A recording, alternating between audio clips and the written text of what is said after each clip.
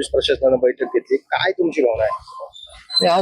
आज बैठक झाली आम्ही गुंजरवाडी शहर पोलीस स्टेशनला. दोन्ही भक्त परिवार होते. आमचं एवढंच म्हणत होतं, आपण सगळ्यांनी एकत्र येऊन कार्यक्रम करावा ही आमची प्रामाणिकपणे इच्छा आहे.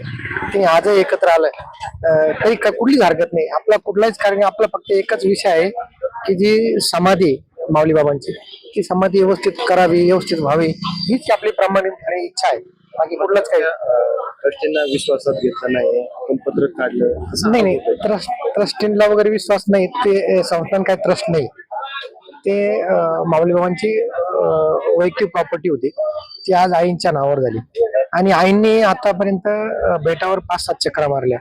मग महाराज माऊली महाराजांच्या समाधीची फार दूर अवस्था झालेली. मग महाराज म्हणले की आपण जाऊ, कुणी काय वरण देईल ते एकत्र करू, नाही केले तर मग आपण पैसे घालू आणि ते समाधी व्यवस्थित करून देऊ.